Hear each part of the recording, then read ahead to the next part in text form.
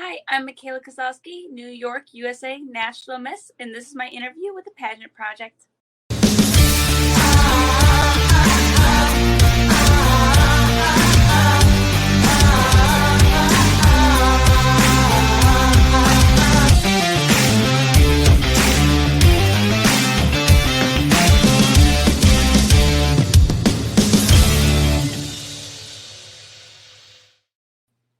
Hello, everyone. It's Adrian from the Pageant Project. My special guest for today, tonight, whatever it is, wherever you are, is Machaela Kozlowski, who is USA National Miss New York. Machaela, welcome to the show. Hi, thank you so much for having me. How have you been? I've had a bit of a forced hiatus on social because Mark Zuckerberg decided that I needed to be frozen out because apparently I did something very offensive. I have no idea what. But I know previous to my forced hiatus that you yourself were doing a lot of interviews. So how have those been going for you? I love my interviews. I'm interviewing basically all the senior division girls of the USA National Miss just to get to not only know them before the pageant, but also to share what their platform is, what they're doing, and help support whatever they have going on. And also, so everyone else knows and can help support them as well. Have you done much interviewing before? Not too much before joining USA National Miss, but I have loved it since and Yeah. meeting all the new wonderful women that it's just so inspiring. I love it. So give us the brief rundown on how your experience has been so far. How many have you done? What has it been like? Have you struggled with tech issues at all? Has it all been smooth? Give us the rundown. So the rundown of it is just I do it through Instagram Live, so it is a one and done usually deal. Sometimes it's hard to get the girls initially on the interview page. So once I get them on, it's smooth rolling. I have heard that there is an overlay between talking right now, so I'm trying to figure out how to fix that. But I've interviewed maybe, oh gosh, close in the high teens right now. In the high teens, I haven't counted just yet. There is more and more every single week.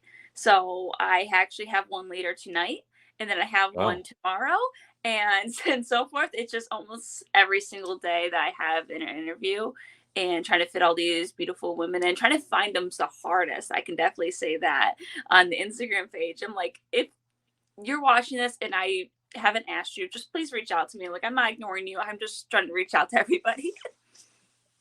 Doing so many interviews, you're putting me to shame. So you're doing what, like almost one, well, you got at least me, and then you got another one tonight, then you Yes. have another one tomorrow. So, and I certainly resonate with reaching out to the girls. How are you reaching out to the girls asking for interviews? Normally with me, if I'm reaching out to someone, it's a DM.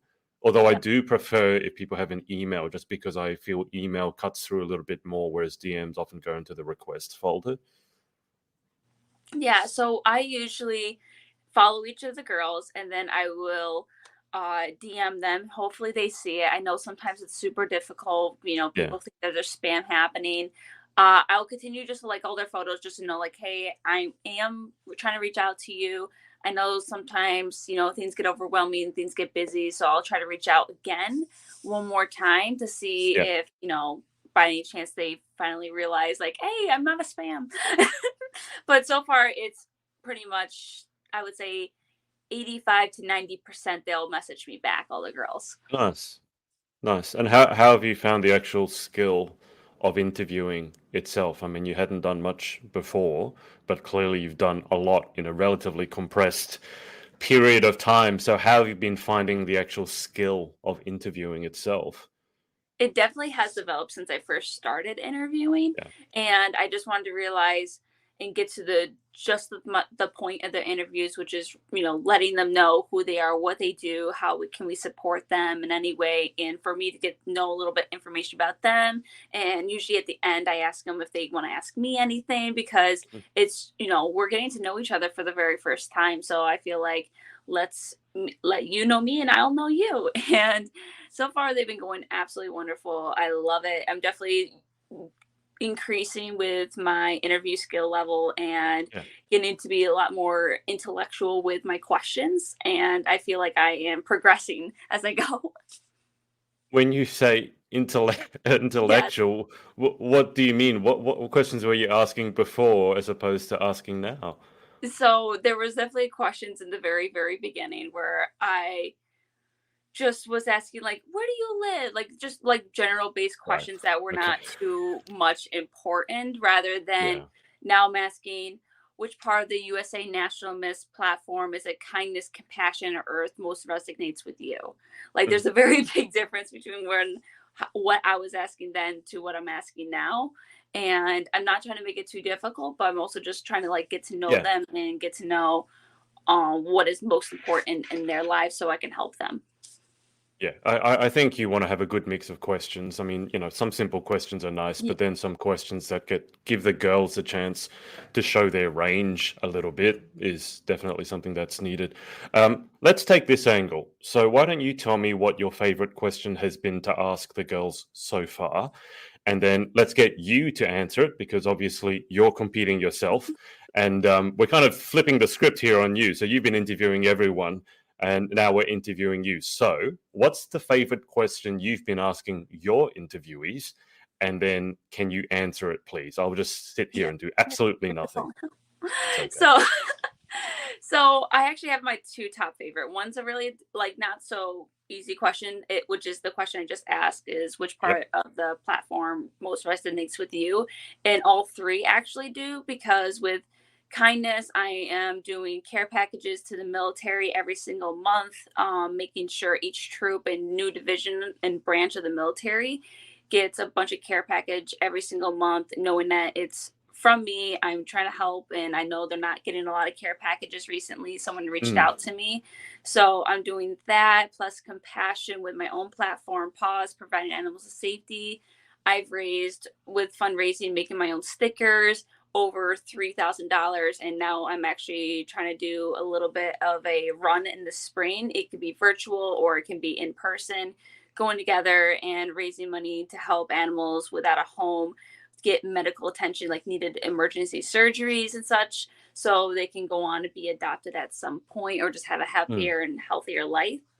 And finally, I love the Earth part of the Inspire platform, because actually, not only at my old college, but my new college, I am part of the bottle drive program, which all the money goes back into funding veterans to get college education. So I go around every single week to collect the water bottles on campus, and I love collecting water bottles. It's really weird, but I did it all at my dorms throughout my old college and now my new college. I absolutely just adore going around collecting water bottles. And sometimes they said, we'll just throw out the ones that have a lot of trash. I'm like, no, I will get gloves and get the water bottles out of there. It's like, they're not thank going you. to waste. And I will do that and make sure that they're all collected. And so all that money is going to really, really good use. And I would say my second favorite question, which is a very simple one, is what is their favorite candy? And I love this one because there's actually going to be a surprise. I don't want to mention it, but during pageant week, Okay. there's a surprise why I'm asking all the Miss specifically this question, because I don't have enough for all the senior girls. But for me, I am a chocolatey girl. So my favorite would be Nice. Kit Kats. I love Kit Kats. I don't eat them too much, Ah. but like my little snack whenever I really am, craving something, it would be Kit Kats. Have you ever tried a Tim Tam? Ooh, what's a Tim Tam? I never have tried a Tim Tam. A Tim Tam is a famous Australian biscuit. So whenever I go overseas or an Aussie pageant girl goes overseas, and sometimes you need to bring a food that represents your country. There Mm. kind of is two things that an Aussie girl would bring. One is Vegemite. Don't try it. It's death. I hate it. But the other one that's much better is Tim Tam, which is a chocolate wafer biscuit. Mm. And that sounds rather, dry and boring, but there's something about the way the chocolate is put together that, put it this way, last time I was over in the UK, I took over about 8 to 10 packets of these biscuits, and there's about 10 biscuits in each pack. Each girl that I gave it to, the packet didn't survive the night. They ate all of them. And Tim Tam, so, they're about yay big. There's the original, there's double coat, double the chocolatey goodness. There's now triple coat. There's ones with salty caramel on the inside, there's strawberry, there's cherry, there's peppermint, there's dark, there's white. I don't know what sort of chocolate floats your boat, but that is something. If you're a chocolate person, you have to try Tim Tams because it's similar to Kit. It's got that Kit Kat vibe. If you like that crunch with the Kit Kat, the wafer, then Tic Tacs, Tim Tams, Tic Tacs, Tim Tams have that. So next time I'm in New York, I'll bring you some Tim Tams. I'll just send you some, Oh and you'll my, have to try it and see how you go. I would love to try them. There's also this weird thing called a Tim Tam Slam. So the biscuit is a rectangle. You bite off. I don't know if you've got any candies you do this with or biscuits. You bite off opposing corners, and then you use it as a straw to suck a hot liquid through. So you do that as well. I never do that, but when I eat my Kit Kats, I'm that weird person that will eat the very corners a little bit and then go through the sides and then do layer by layer eating it. I can't make fun of you because I do that myself as well. Not so much with a Kit Kat, but have you ever had those ice blocks? I don't know if you have Magnums or ice creams in New York where it's an ice cream with a hard chocolate shell. And I had one last night. I eat the chocolate around it and then eat the chocolate off and then I'm just left with the ice cream. So I understand. I don't know why we do that. But anyway, on a more serious note, so am I correct in saying that for USA National Miss, so the overall platform is called Inspire? Yes. So I love the Inspire platform. It's very new to the system. It's been about, I would say, 2 to 3 years that it's been around. And it's part of kindness, compassion, and earth. So it is not just dwindled down to like one specific thing. It's Yeah. for all girls to have a broader reach of what their platforms could be. Yeah. And I just jotted down a few notes because I wanted to ask you a few things. So Yeah. you've mentioned the military a couple of times. So some of you or a lot of your efforts are directed towards military, specifically veterans. I think you said you were helping to educate them once they come out of, well, not educate, but give them an education if they wanted to. Is there any particular reason? I mean, obviously it's a worthy cause. I was speaking to someone just before who was helping veterans, and obviously veterans and mental health in particular is a huge issue for any country, but particularly the United States, because you guys have such a large military presence around the world. Really, you guys are the peacekeepers. So why military? So specifically with my military baskets, I do that because they're not getting much care overseas. Actually, in the past couple of months or even year, I've noticed that there's actually been a decline in support for these military troops, and I just Mm, wanted to build them up, lift them up, let them know we still care, we still support you. And I had a person reach out to me say thank you so much. We're not even getting we're not getting care packages anymore. We barely can send them out. So he said it yeah, was very, very wonderful that this is what we are doing as an entire New York State. So I came up with the idea of having my junior teen and preteen help out, contribute, donate. We're even getting together next month with the military star girls, and they're going to be creating this huge event. So positive pageantry, yeah, and on top of that, so the bottle drive specifically, I when I joined it, it wasn't the one I started like I did at my old college. That one went to students who couldn't afford books, clothes, or even like yeah, college tuition. That went to them specifically. This program was already started, but they needed another person to take over with bottle collecting and hopefully being on a board member soon. And they already had everything going with helping the veterans get the college education because it's really hard for them to come out and really hard to yeah, afford it at the yeah, very end. So this is helping them be able to, like, you helped us, you protected us, now this is something we can do for you. And even though like they do in return get education, this will help them for the books, their school supplies, everything on top of that as well. So I yeah. really love it. And every single week when I go collect, I just know I'm like contributing to a good cause. Are you looking for other people to get involved, Michaela? We are always looking for other people to get involved. I actually try to see if there's any off campus life that could help. And he said it has to be on campus. So I've been Yeah, looking around. They said the person that they just had actually me replace because he was not contributing and not collecting. And like he would just be yeah, like, I'm not going to do it. And so they're really, really happy to recently just have me join. And Yeah. they're like, you're like a spirit that just uplifted us all. And so, and it's not just my college at the program's at, but I think it's at like five colleges total in New York Right. State Yeah. that the Derek is his name, he goes to and he helps collect the water bottles. So he said, now I don't have to worry about my college, Lemoyne, because I got it under control and he trusts me, which is really nice to have. Yeah. So I'm just happy about everything. Yeah, nice. No, it sounds like you're doing a great job, and it's always a bit of a shame when someone's in charge of something that's to do with charity or giving back, and I don't know if not taking it seriously is the right word, but obviously you want someone who's going to do it properly. Yeah. The other one I wanted to ask you about is so we've got kindness, compassion, and earth, and with compassion you've got pause, and you said you've raised $3,000 already, which is an amazing total.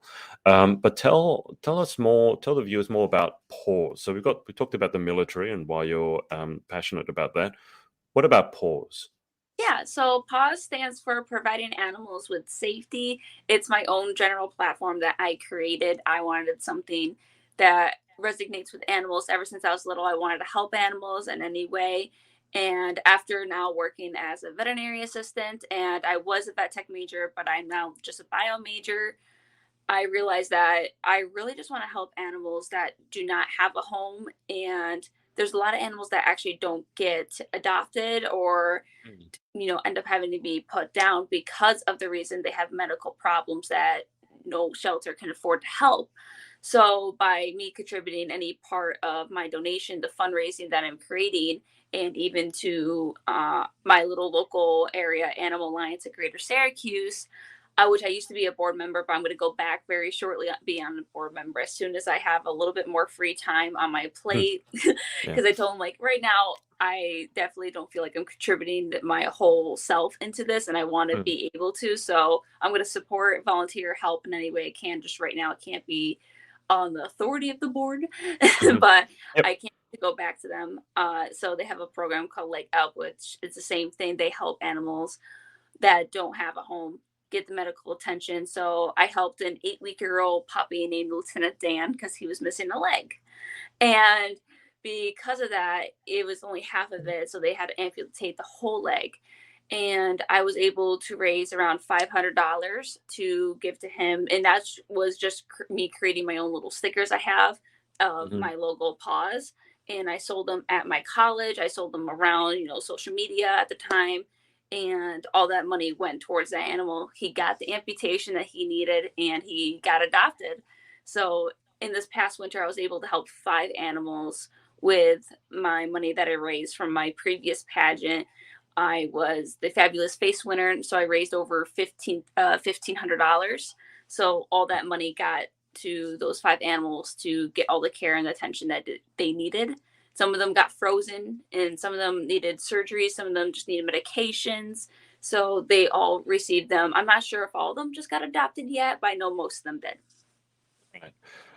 Do you have the same issue that we have in Australia? Because I'm just curious as to the cause. Like, what's at the root cause of having, well, in Australia, so many animals that because, especially around Christmas, buy someone a cute puppy. Now, unfortunately, after they grow up, then suddenly the owner decides not so cute, and then they're abandoned or given to shelters, which is we call them puppy farms or kitten farms, where they like to breed like purebred, pure species of dogs, particular dogs, because they're super cute. And then you just end up with this huge number of unwanted, unfortunately, there's no other way to describe it, unwanted animals. And if they're given to shelters, that's probably a better thing. A lot of them are just abandoned on the streets and they become feral and, living out of garbage cans. It's terrible. Do you have that same issue where you're at? Yeah, so especially working at a veterinary hospital, we actually recently just got a call about a woman that got her kids a puppy for Christmas. She can't Mm. afford the health care.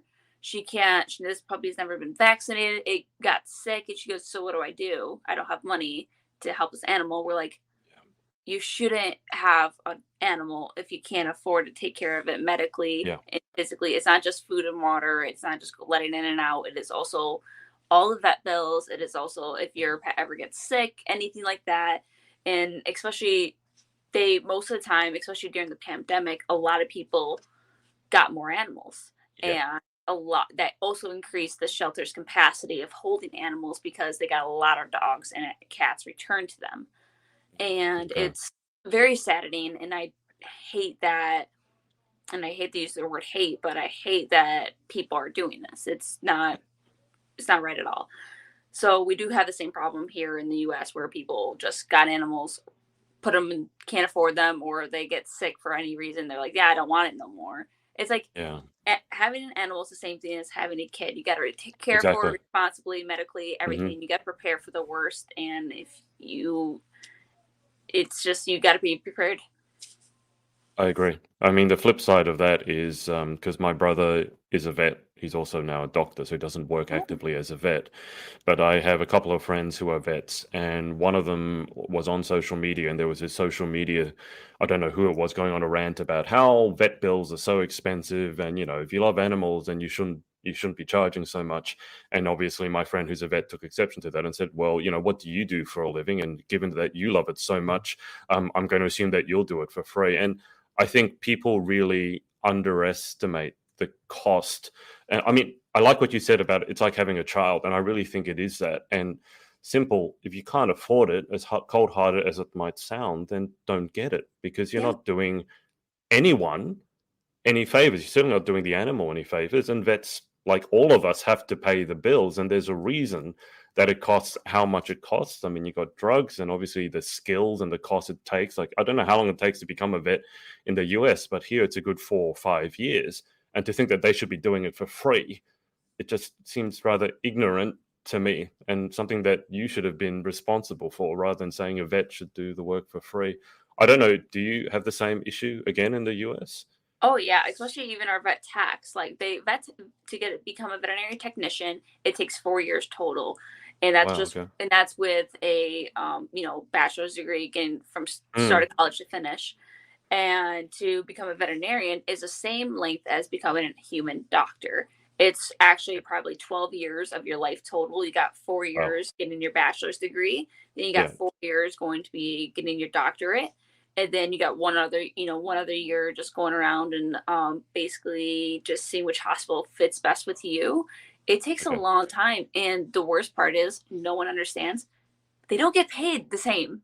Like Yeah. veterinarians don't even make the six-figure salary most of the time unless you're a huge specialty, but they Mm. make usually as much as a high school principal at points. Like it's not that much, and people don't realize that.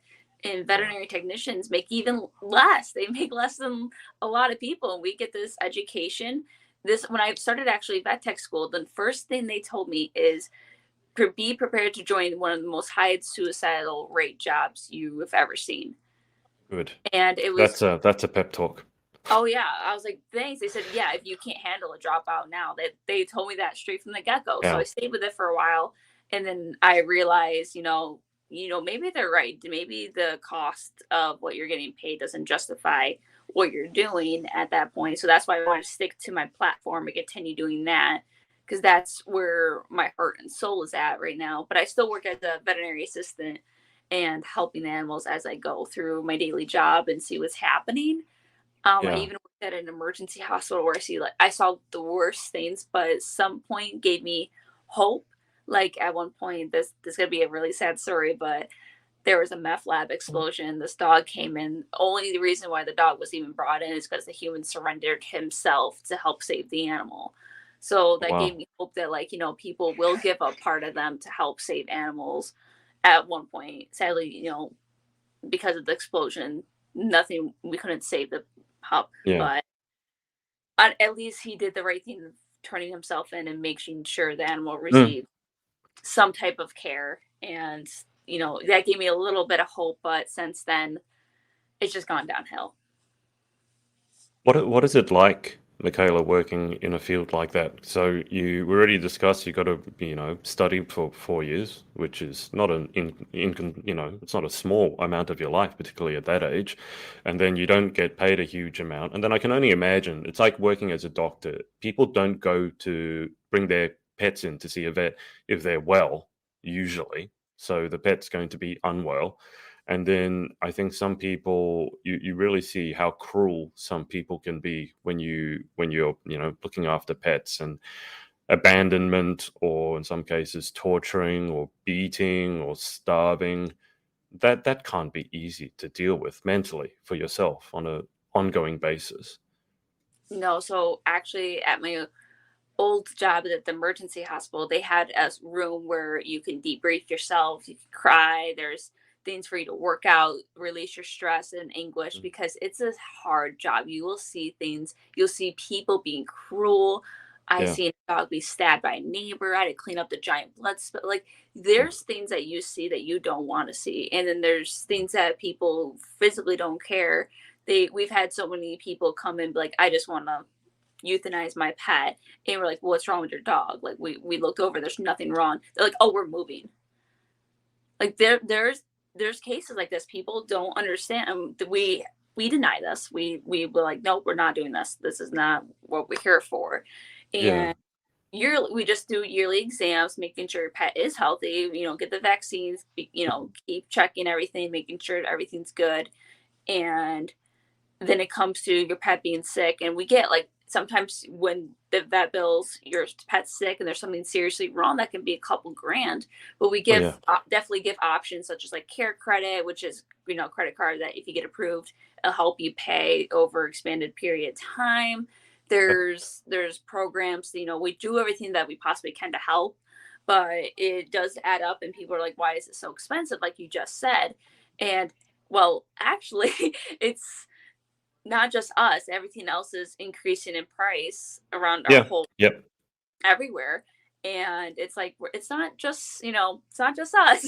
And as much as we don't like it, it's our own pets too. We have to pay the higher Yeah. fee, but it's for it's making sure we have everything, jotted down. We did all the tests, making sure everything's correct, and that's how we figure out what's wrong. But it is expensive, and you got to have, like, people. So I've heard some people actually say we have a separate, a little account or a little jar, and we put, like, Mm. they said, oh, it's our little swear jar. Every time we swear, we put something in, and they'll say that Yeah. for emergency vet visit. They specifically do Yeah. that, or just emergency visit at all. And, like, that's a great idea, because your kid is like your pet is like your kid.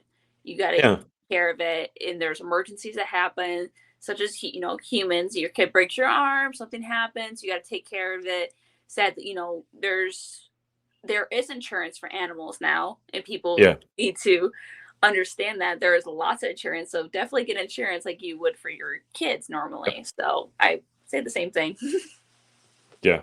That story about someone wanting to put down their pet just because they were moving. See, that All the time. boggles my mind, because I can't imagine even contemplating that. I think it's just absurdly cruel. But let me ask you this. When someone thinks in that manner, because obviously there's, I mean, you already said you hate the word hate, but there is a lot of hate in the world. Go on social media, in 5 minutes, you'll experience it. Do you think there's any sort of root cause as to why some human beings can just be so intolerably cruel as to, oh, we're moving, let me put, because you've obviously dealt with this a lot, I'm going to say, because you're kind of what I would say at the coal face. You're seeing some people who love their pets, which obviously is going to be uplifting. But then you're seeing some people who are just like, they seem to be from another planet. No empathy, no emotion, no nothing. And the pet doesn't have any say in it. The pet, blindly follows you, blindly loyal to you for the most part. Have you ever had any thoughts as to what this shows about, let's call it, the human condition? Yeah, so we get actually sadly a couple cases like this a year, where people will try to do this, and usually the cases, they'd be like, "Oh, it's my kid's dog. It's not my dog," or they would just, like, put it off as not their own. And usually, we're like, "What do you mean? It's your pet. You're coming in with Yeah, your pet," and yeah, they feel like they have no other choice. And usually, they grow up. They Most of the time they grew up without animals, or they never had the kindness or compassionate towards animals. And, like, normal people who love yeah, animals, we were like, how can this be? And we still have, I have no idea why people are so cruel, to abuse animals, to want to just put them off just because you're moving, because you feel like you have no other choice what to do with it. Like, Yeah. it's very saddening, and I don't understand why people feel like they have no other choice, why they feel like this animal is not being neglected when it is. And Mm. I just I feel like it was something, as growing up with the experience. I've actually had somebody who is a friend at school, like, have you ever had a pet? He said no.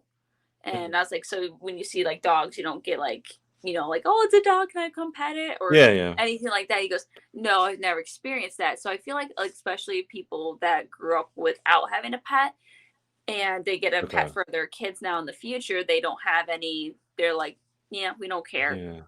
That happens sometimes, and it's very sad. Yeah, I kind of get that from an intellectual point of view, but at the same time, I think empathy is very, I mean, you talk kindness and compassion.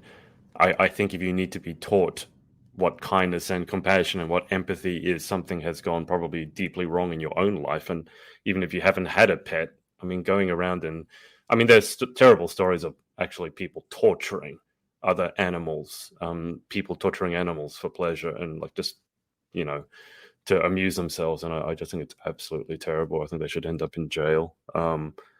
But that's obviously a facet of what you do. So just to clarify, are you looking to move out of it? Obviously, it's a very emotionally taxing environment. What's sort of for yourself the career path that you're envisioning for the next year, 2 years, 5 years, 10 years? So I have moved out, not like fully moved out of it. I still obviously work in a veterinary Yeah. hospital right now. But I realized I want to keep my platform. I want to keep it for the purpose of that's what I'm really passionate about. I want to Mm, help animals at home get the medical attention. But I realized just in the field itself that I don't think that it justifies the means of like, not just like money wise, like your earnings. Like, I have the heart and soul for what I want to do to help animals, yeah. but it gets tough there. And sometimes that, people just have to leave the field at a very short period of time of being part of it Yeah. because of the things you experience and what you go through. And sometimes, like, there's been cases where like somebody in the back would be like, I want to kill this owner, what are they doing? Mm, And because they're so abusive towards these animals, and we obviously love animals, we care so much about them. We've cried in the back when people say that we just want to off our pet because we're moving. Like, we've cried, we've been through it. And especially, even having a favorite pet that's been healthy and it's just time to let go, and we've seen mm, it for years, we get emotional. We had to hide that emotion from the owners, but we do yeah. get Yeah. emotional, and it gets a hard job. And I just realized right now I'm switched to just a biology major, and I do want to go and try physician assistant, but keeping my Hmm. platform strong, doing the yearly things I want to do, and Yeah. fundraising as most of I can. Whenever I can, I want to rejoin the board member, like I said. So I can definitely, we're trying to build a low cost spay and neuter clinic to help people so they don't have to pay as much Mm, as the normal surgeries would be. So that's wonderful. I love that. I hope we get that soon up and running. But yeah. other than that, it's tough. So I realized that I need to maybe try to look elsewhere. But hey, who knows, if I finish my biology major, I'm like, I want to retry it, maybe a different kind of field, maybe marine biology, Yeah. maybe I will Yeah. go back. You never know what's going to happen. People do change their minds, but I do want to stick with medical definitely in some type of way. And if it can be helping animals, that'd be wonderful. But I realized how much that really does get to you, Mm. and it's gotten to me recently, but I still want to be able to have my platform strong and keep that going. Yeah, I think it's important that you look after yourself, and it's important that you're aware enough to realize that it does take a toll on you, no matter how resilient you are. In fact, sometimes the more resilient you are, the worse it is because you put up with more than what most other people would, and you keep going longer than you probably should, and then you're the one that ends up paying the price for it. I mean, you mentioned medical. Is there any particular reason that you want to stay in the medical field? I only ask this because I ask a question, I'll ask you this at the end, like what's a job that you couldn't imagine yourself doing, basically? And a lot of people say anything to do with being a doctor or vet, anything basically because of the sight of blood, they couldn't do it, or giving bad news emotionally, they couldn't deal with it. So why are you so passionate to stay in the medical field? I ever since I was little and with my dolls, with my stuffed animals, I helped them, I cared for them. And even whenever someone got hurt in my family, like they got a little band-aid, they would call me over, be like, Michaela, go get, you're the medical one, Right. go get it. So I would always just want to have to help people. I've always had that helping passion. I've wanted to just take care of people, make sure they're happy. I always I'm not like a people pleaser, but I do want to make people feel as joyful as they can or just as Right. happy in any situation. Because I know some situations can get really, really tough. And so I just, in that shoulder, I'm that person. I'm like, yep, you can take it out on me. Even if it's a really bad day, you like rant, you need to scream at me. Scream at me, I'll take it. I understand. So I'm Right. very like just understanding in that person that I want to help. So just being help, especially medically, I love it. Mm. I just want to be able to help cure or help in any way, just the situation you're going through. Yeah. That makes sense. I'd be careful about saying that you can yell at me because you might get people. You might that actually might be a really good way of raising charity funds is to say you It's can yell at me, give a $20 charitable donation or maybe more, and you can rant at me for 5 minutes or something like that. But what do you do to look after yourself? So obviously you strike me as being, and it's kind of a New York stereotype, but you guys are resilient. Um, you keep going, you hustle. That's New York. I mean, when I went to New York, the one place I went to visit is actually, I don't know if you know Gary Vaynerchuk, but he's a entrepreneur who's based in New York, very famous for talking about hustle, hustle, hustle. So I didn't go to see any tourist attractions. I went to see his office because I'm an entrepreneur and that's what I kind of value. But what makes you? I mean, firstly, am I right in saying that I feel that you're pretty resilient? And then number two, if I am, where did that come from? so I grew up with my parents who always told me I was a very tough girl. I grew Yeah. up with I have two boy cousins and my sister's very tomboy. And I used to, they would never, you could say about 5 years ago, no one expected me doing pageants. That's, that's how it Okay. is. All right. And I just grew up. I was bullied when I was younger too. I had a class of 16 boys and 3 girls. They actually all made a language just to make fun of me for how I looked. And because at that Wow. time I didn't dress like a girl, supposedly. I just wore what, at the time I was like, oh, my cousins wear this, I'll wear the same thing Yeah. or whatever. Yeah. And, or I wore glasses and I had a gap in my teeth, and, that made me feel very insecure. So actually, up until about 3 or 4 years ago, I was very, very low self esteem. And Right. so ever since I actually started doing pageants, it's gone up and it's made me a much, much better person. I can definitely say that. I've been more like passionate towards what I want, the causes that I want to go for. It's made me not only help myself, I de-stress with going to the gym now, and I love Mhm. the gym. Wake up at 5 a.m. for it though, but I love the gym. And I just, while growing up, I just learned to realize, like, you can. It at first it took a toll on me, like the name calling and Yeah. you know feeling like oh, I'm not pretty, I'm not good enough, and now when those people reach back out to you, and it's you just laugh about it now. Especially I've had people reach back out to me like, oh, you're doing this now. I'm like, yeah, didn't you make fun of me when I was younger? It went all the way up to like 8th grade of the name calling, the bullying, and I even tried to be with the girls. I couldn't learn. I didn't know how to put on makeup correctly, and they'd make fun of me for that. And I just felt like I never could do anything right. And my father, I played sports, basketball, and he just told me like, listen, if there's no bone showing and you're not dying, he goes, you get up when you fall and just smile and laugh it off. And I always did every single time. I never felt pain. Well, I was hurt, but I just kept getting up Mm. and laughing about it and continued just going, going, going, and made me definitely a stronger and better player. And I realized that can make me a stronger, better person no matter what happens. You just have to get up, laugh about it, and move on, because when you get injured, it's not directly towards you most of the Yeah. time. Yeah. It's just the situations that you get caught up in. And I realized going forward, that's the same way with life. You get caught up in situations and it's not always directed towards you, or if it is, get up, laugh it off, and move forward because there's better things at the end of the line. Absolutely. The thing is that, I mean, what you just said is absolutely what you should do. But sometimes it's very easy to know what you should do, and it's difficult to do it for whatever reason. So I guess what I'm asking now is like what was the impetus, or what gave you the courage to actually follow basically your own advice? Because a lot of people, look, given what you just described, a lot of people, would just fall apart and give up, have to move to another school. You didn't do that. So I mean, you got this good advice, but what gave you the courage to actually stick through it? Just that my parents have always had my back. They always told me, whatever you do, we support you, but you got to be strong and uphold yourself first. And Mm, you got to have your own okay. backbone. They said, if you don't have your own backbone, you can't keep going forward. We're not going to let you, if you have to move schools. I did end up actually not moving elementary school because I don't want to sixth grade.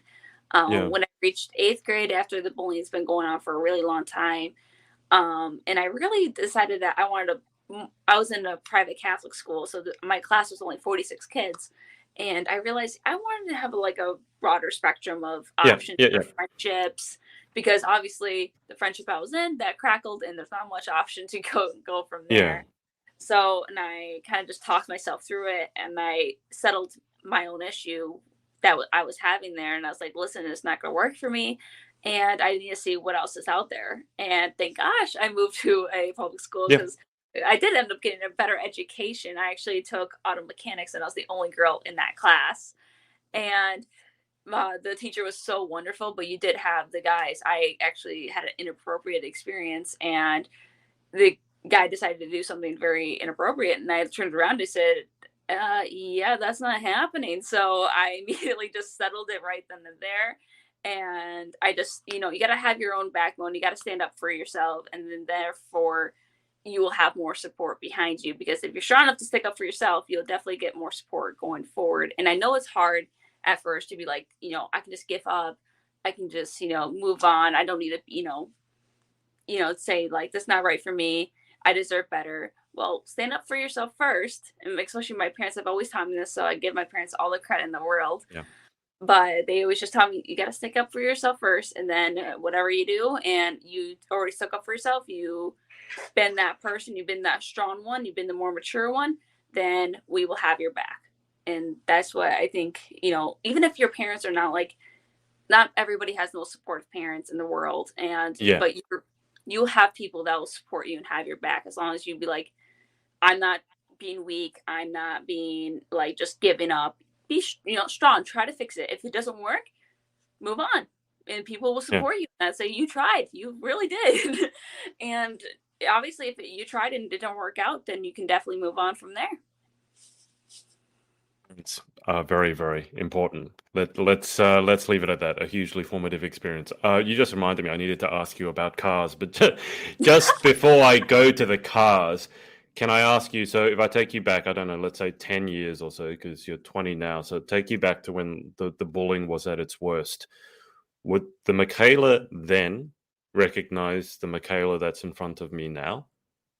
I would say no. I really would say no, only because I knew I would be strong in whatever I did, and I would be a person. When I was sixth grade, they said, what do you want to do in your future self? My three things I wrote down was monster truck driver, race car driver, or I was a star basketball player. That is what I wrote down when I was in Not sixth grade. exactly pageant queen.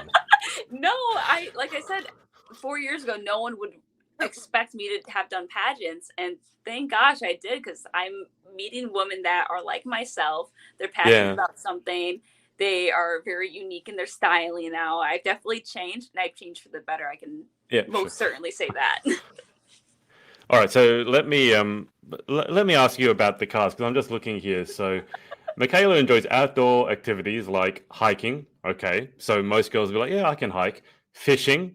All right, so I imagine when you catch them, do you catch and release, or do you eat them, or Oh, they're food. I eat fish. Okay, so you got to I'm gut, definitely an eating you got to person. catch the fish and you got to gut them. Okay, so now a lot of girls are going, I oh, I don't want to do that. I have actually gutted my own fish. I actually Hmm. I was known as the worm girl when I was a kid. My parents like they were like, "You're the one that's the worm girl. Put the worms on the hook." And I'm like, I always did. Not sure if I could do that. I put shrimp on the hook. I've seen people put live worms on. Like, oh, I feel sorry for the worm. But ATV riding, snowmobiling, feel like, oh, okay, outdoorsy, but you're not gutting a fish. But then, as well as her unexpected passion for drag racing cars. Now, I need to ask you about this. Now, I was thinking about this. You're not actually the first one. You're the second one. There was an Aussie girl over here that I interviewed, and she is on a drag racing team. Um, but tell me more about the drag racing, and in particular, if we can circle around to it, I love the fact that you can be a pageant queen, glam up, be the girly girl, so to speak, but you haven't lost the other side of you, because I really value that. I think that's to be a whole person. You're embracing all the facets of you, and a lot of people think, oh, well, now that you're wearing makeup and pretty dresses, obviously you're not going to be fishing and doing the drag racing. But tell me more about the drag racing. I have to hear about this. Yeah, so my dad has drag raced his almost close to his entire life. He's always had a unique passion for the old cars and transforming them into drag racing vehicles. Oh, wow. And Okay. and he still does. So he has a 1972 Dodge Dart and it runs in, I would say, eighth of the mile of 4.1 now, which I know people don't know. You don't know what that means. 4.1 seconds in that short of a No, time. I know what that Oh, means. you do? I'm Okay. getting I'm getting Fast and Furious vibes here from you. So and my sister has her truck that she wanted to start getting drag racing, but she did not want to race. And so therefore I'm like, yeah, I want to race. So I'm getting my suit, I'm getting everything ready. I drag race not that truck, but up my old truck. And just trying to get used to starting up. And this year I will be racing the Chevy C10. It's a 1978, I believe. I love the truck. I love the style. It's all jet black, but I think we want to paint it blue to match our little RC car and to race it next to each Okay, other. They look identical. right.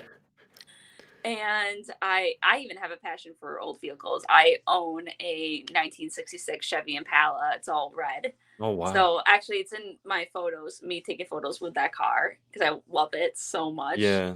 And our whole family, I think everybody almost owns an old car in my family. We just love the passion having them. I Wow. did initially want to buy an El Camino and race Hmm. that, but I Yeah. realized I can just race the truck and that's perfectly fine. We actually got old and thrown out gym weights, like the weights you see at the gym, and we put that in the back of the truck and like screwed To it help in it. so the weight in the back of the truck Right. stays Yeah. equal. So I am officially starting this year, but I've always been my dad's stage girl where I'll line him up, make sure he Yep. doesn't Yep. burn Yep. out, and then record him and everything. Okay. So, have you ever done a quarter mile? Yes. Well, what? I don't know if I should be asking this, but whatever. So, what's the fastest you've done a quarter mile so far? So far it's not fast because I've been racing like my Chevy Silverado. It's just Okay. to get used to going down because you got to start off like getting used to the tree. You got to get used to going down straight, getting used to going Yeah. fast, and obviously you can't go that fast in a Chevy Silverado, but especially in that short of a time frame. So Yeah. definitely, obviously not over 100, and Yeah. it's my time's not the best, but that's just to get you going down straight. I think it was like 9 seconds, but it was Oh wait, 9 seconds and an eighth. Sorry, 9 seconds and an eighth, not a quarter. It's not slow for most people. You're sub 10 seconds. Yeah. So it's so slow for my family because we're used to like the really high speeds. And actually, as we're speaking right now, I have my dad and my uncle. My uncle also owns a 1972 Chevy Nova, and that is being raced as well. And so they go to races together. They're both downstairs right now watching drag racing. They're watching it right now on live TV. Like it's a part of the family. We all drag race.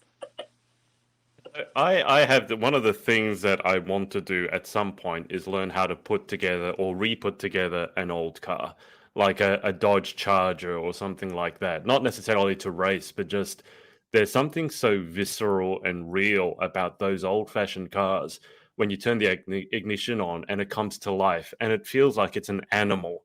It's not like, as much as a Tesla or something like that is brand fangled new but you press the button and if it's electric, it literally makes no noise. I don't know if you've been an electric car. You just press the button, like it's on. It's like, oh, okay. But to me, it doesn't have that same feeling.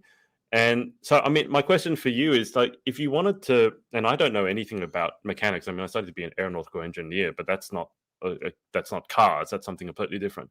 If I wanted to start learning how to restore an old car or something like that, where would I start? Where should I start?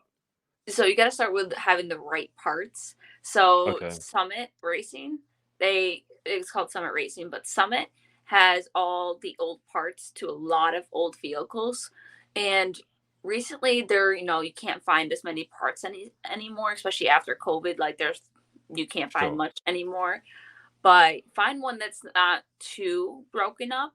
And if it doesn't start, you can put things in start, maybe have to refurbish it and Yeah, actually get a new part sadly in. Uh i i would hate that for everything that's original about my yeah, Impala, yeah, and I would hate if anything was to be changed about it. I'm like, no, it's mine, I don't want anything to yeah. change. Keep it original. I mean, there's still, for washer fluid, there is an actual glass bottle in there. Oh my god. So everything's Jeez. original. So I So, think Summit is where you want to start. okay. So there's this stereotype that's pretty outdated these days, but girl driving along and gets a flat, or needs to do something to her car, let's say the oil or the radiator, something. Would you be stuck on the side of the road waiting for a guy, or would you? No, no. I just had this image of you driving to a pageant all glammed up and something breaks down. You're like, oh, I'll handle this. And you see a pageant queen on the side of the road all glammed up, jacking up the car or changing the oil. You're like, that's amazing. I love that. If I have the parts on me, definitely I know exactly how to jack it up. I do know how to replace my tires, especially I used to have a Jeep. So that was specific, like little nuts and bolts that you needed. You needed specific. It was giant tire, and it was so heavy I couldn't lift it. And Okay. so in that case scenario, I did need my father to help me. But now I got a new red Chevy Silverado 2022, and I love it. I'm like, yes, I could do this. This is fine with me because I can just lift it up and replace my tires. I know how to change my oil. I know how to do like the more, you know how to replace my windshield wiper fluid, and I know that. I know all that, but especially if that engine light comes on and there's steam coming out of the front of the vehicle, yeah, I'm calling my father. My father No. would be like, yeah, I don't know how to do this one. Yeah. Take a look and see what's wrong. But if it's drag racing, I can see like, oh, there's a belt missing. There's Mhm. that's loose. That it's more visible of what's you get the entire engine in front of you. You know it all works together. You got the pistons. You know which ones are working, which ones Yeah. not, and everything. It's more visible, so I could definitely be like, yeah, I can know that's wrong, rather than I know what is wrong with if my own truck has a blow up in the Yeah. engine. Two questions before we move towards the end. Yeah. Um, do you have a dream car? And if so, what is it? And what is your opinion on the Fast and Furious franchise, which is predicated on drag racing that apparently is a quarter mile but seems to go for 30 seconds, which last time I checked is not particularly fast. But those two questions. So, dream car, yes or no? And two, thoughts on the Fast and Furious franchise. So I pretty much have my dream car, but Okay. if I were to get any other vehicle in the world, it would definitely be an El Camino, probably 1960s, 1970s. Love the El Caminos. They're very unique. You don't see vehicles like that no more. So that's why I've always wanted an El Camino, but I pretty much have my dream car, which is my 1966 Chevy Impala. The Fast and Furious franchise, I loved it watching growing up. It's just very amusing. It's definitely not the real thing, though. I Yeah. can definitely say, not even close to being realistic or anything like that. But it's very amusing with entertainment and the sole purpose of like going fast and being in the car doing these cool tricks. Mhm. Not reality, but it's definitely very, very entertaining. You know that franchise is finally coming to an end. I think there's a 10th or 11th installment coming out in May or something, and then after that will be the last one. So they've made a lot of movies and They a lot of money. they did, and people like I have a vast like movie and TV show range, so it goes from Fast and Furious. It can go from Grey's Anatomy. It can go to Criminal Minds. It's like a very broad spectrum of like what I'm interested in watching. Some people are like, no, I'm only restricted watching, or I even Yeah. watch that Marvel. I'm very broad range in like what I like and watching. What about your music tastes? Equally as broad? My very, very much, I'm a country girl. I love country music. And I could definitely say I'm not too much into the new hits, the new pop music. I don't know Yeah. what it is. I just am not so much into it because I like give me any like old to that like I shouldn't say old. Give me early 2000s. And I Hmm. even love like I love the 80s music. I just like the old classic. Obviously, Yeah. if yokels like the old classics. My dad has grown up with listening to 80s on 8 on Sirius XM, and that's what I listen to. And I also listen to country. And most of the time, if nothing's playing, I will hit the pop station and listen, but most of the time I just turn. I'm like, I can't listen to this. I gotta change it to something else.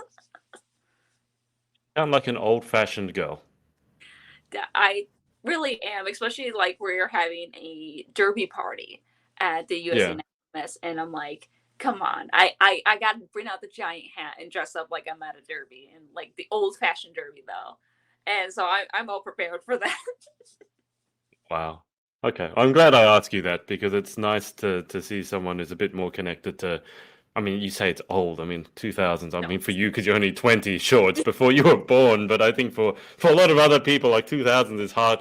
What were the number one hits in two? Was that like Britney Spears and things like that? Was it you that got time? Boy bands. You got Usher, you got Lady Gaga, you got Britney Spears, you got I can't even, there's so many. There's you got Kanye West then when he was up and doing everything.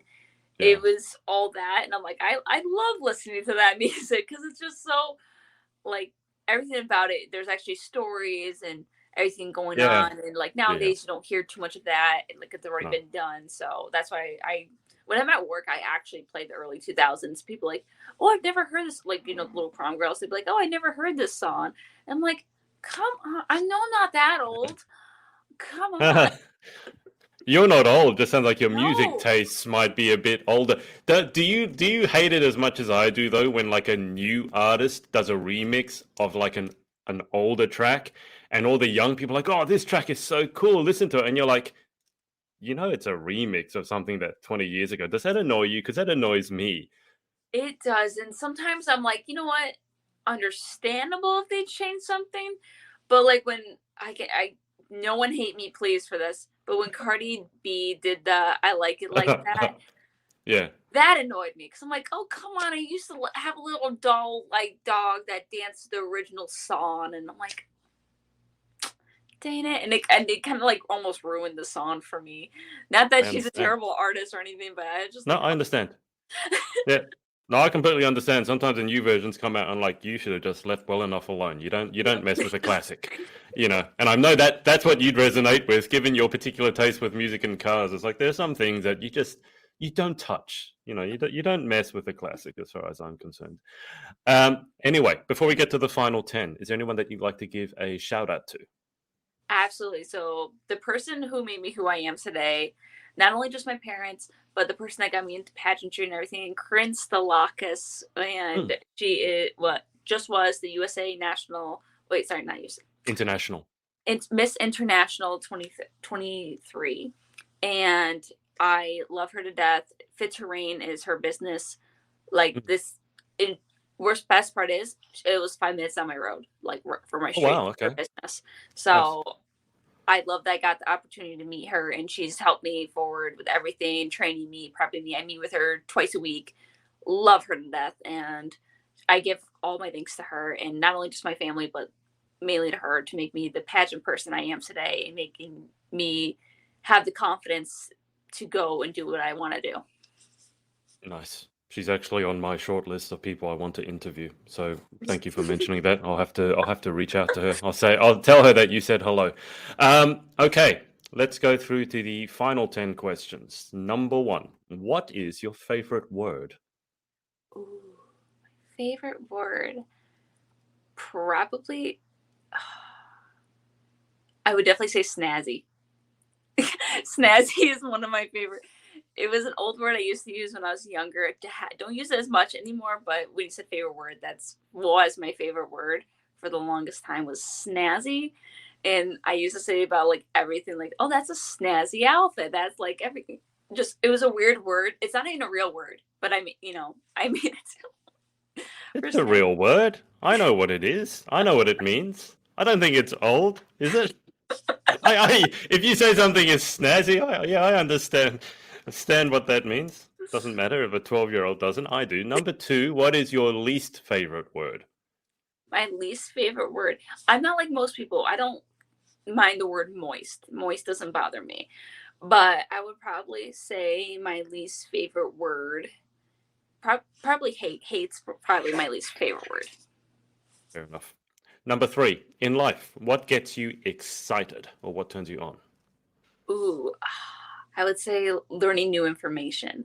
Whenever I learn new information and it's a unique, especially something super unique that no one would know Mm. normally, I love to just be like, "Hey, do you know about this?" And like when I could say, for instance, a word, or I should have said this was my favorite word, orgling. And I What? tell people about the word orgling, and it is the alpaca mating call. And so, like, new information like that, I love to put it to use because it just makes people laugh or just like be like, "Why would you know that?" I love learning, love knowledge. That's one of my favorite things. So I can use that. Orgling.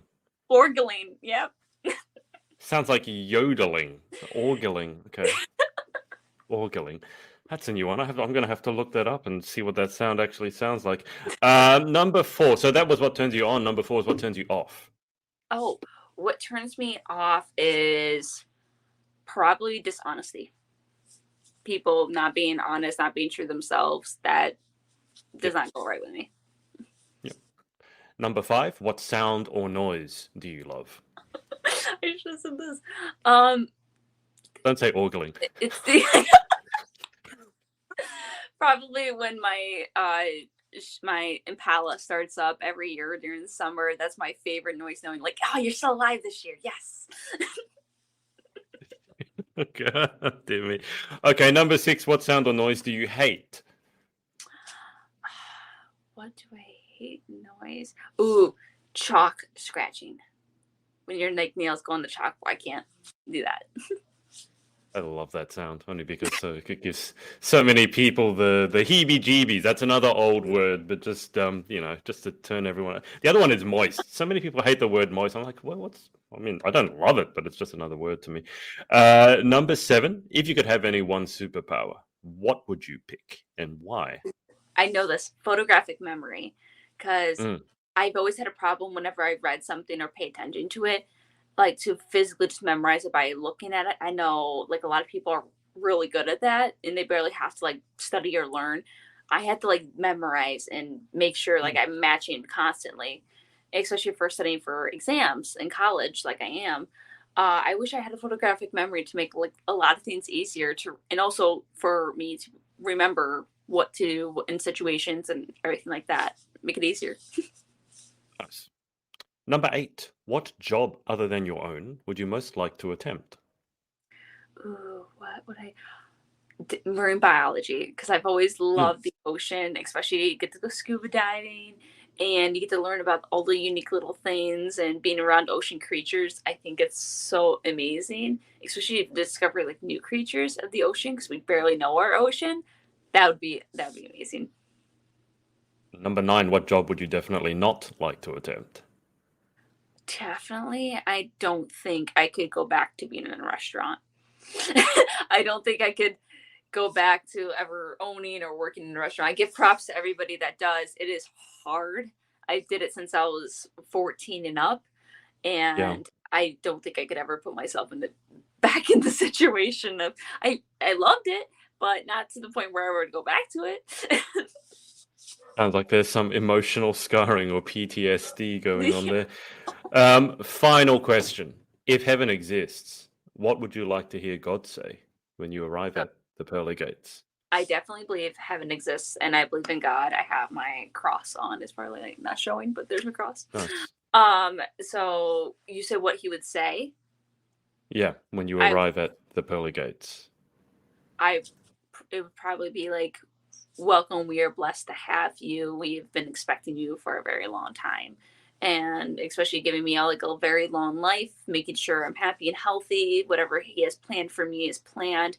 But I feel like we are all God's children, and he'd be like, my child, you've come home. So that's what I expect when I go to heaven. Very nice. Just before I let you go, when's the actual pageant? I didn't ask. Yeah, so it's actually it's a whole week, so July 2nd to July 8th. So I was at the actual pageant July 7th, I believe. I don't have my schedule right on me. I've been trying to study it and look at it, but I think the actual pageant is the 6th and the 8th that goes to like preliminary, and then you go to your final rounds Yeah. the following day. So it's through 4th of July week, sadly. A lot of people won't be able to come. Ah, So my mom's yeah, coming down with me to help me out. yeah. And I cannot wait. Where's it going to be held? Yeah, it's in Hollywood, Florida, near like Miami-ish. Um, Nice. it's at the Diplomat Beach Resort, which I've never been to, and I cannot wait. It's beautiful. It's like three parts. I can't describe it. I talk with my hands. I'm Italian, so you got the Diplomat Beach Resort. And I can't wait. It looks fantastic. It's like made of glass. It looks like it's right on the beach. So it's amazing. I can't wait. Like the weather there is going to be slightly different to the weather you're currently experiencing. I can't wait. I want to get out of here. It sounds amazing. Well, Machaela, that's it. Thank you so much for coming on. It was a pleasure getting to speak to you. Oh, same with you. Thank you so much for having me. I feel like we talked about a lot of things, and now I'm going to have to go and look up. Was it ogling? Oh, Ogling? Or not ogling? Ogling. Ogling is something you shouldn't look up. Ogling. I'll go and look that up. But I'll keep you on the line for just a second whilst I hang up with the audience. Thanks to everyone for watching, and we will speak to you next time. Bye for now. Hey, thanks so much for watching. Sorority access is now open. So if you'd like to join an amazing group of women and learn how to be the most powerful, confident, and impactful queen possible, head to thepageantsorority.com. I'll see you there and see you in the next video.